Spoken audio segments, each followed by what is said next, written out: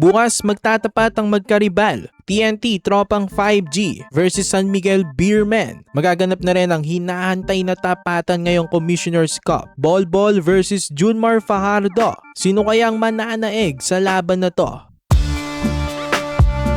So ang back-to-back champions ng Philippine Cup na San Miguel Beermen makakalaban ng defending champions naman ng conference na ito na TNT Tropang 5G. Sila ngang may hawak ng corona ng Commissioner's Cup.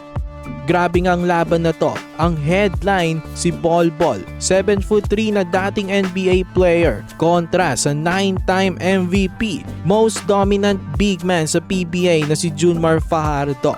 Mala-clash of the Titans lang ang dating nito. Ito talaga yung matchup na hinahantay ng lahat dito sa Commissioner's Cup. Sino nga bang mananaig at magdodomina sa kanilang laban?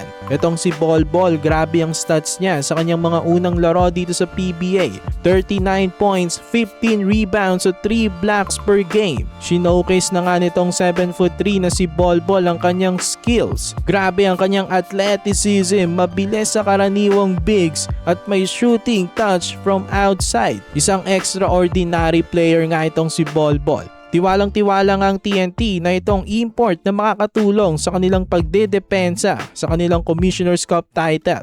Pero sa kabilang side, si Junmar Fajardo, ang GOAT ng PBA. 9-time MVP nga ito at mukhang papunta na naman sa isa pang best player of the conference. Balak pa magkaroon ng 10 MVP. Kahit 36 years old na, ang tibay pa rin. Sa nakaraang Philippine Cup Finals, siya ang nag-MVP na naman. Hanggang ngayon, siya pa rin talaga ang the real deal. Ang player na ini-scout ng lahat ng teams dito sa PBA. Ngayon, nag-average siya ng double-double, 21 points at 17 rebounds per game sa kanyang first 2 games dito sa Commissioner's Cup. Daig niya pa ang ibang import o parang siya na nga ang import ng SMB sa stats na yan. Ang kanilang import nga na si Marcus Lee ay parang naging role player na lang. Nag-average lamang ito ng 7 points at 7 rebounds per game. Pero let's see, baka sa next game nito magkaroon siya ng breakout game kontra kay Bol Bol. Sabi nga mismo ni JMF, mahihirapan daw sila kasi si Bol Bol ay hindi lang daw basta matangkad. Mabilis ito, maraming galaw at kaya niyang i-stretch ang floor.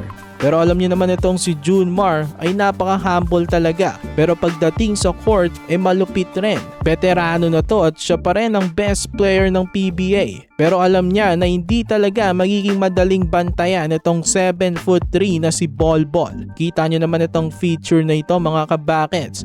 Malaganyan sigurong mangyayari kapag tumira na itong si Bol Bol sa harapan ni JMF. Mahirapan talaga kahit sino sabayan itong napakatangkad na si Bol Bol.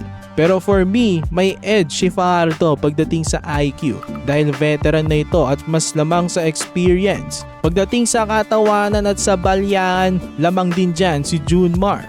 Napakaganda nga ng laban na ito. Bukas na ito mga kabakets. Mauuna munang Magnolia Hotshots versus Macau Black Bears. Tas main event, San Miguel Beermen versus TNT Tropang 5G. Philippine Cup Finals rematch to. Ang headline, Bol Bol versus Junmar Fajardo. Height and skills versus experience and basketball IQ. Kanino kayo mga kabakets? San Miguel Beermen o TNT Tropang 5G? I-comment nyo na yan sa comment section. For more PBA content, i-like nyo na ang ating video at mag-subscribe na rin sa JB Buckets.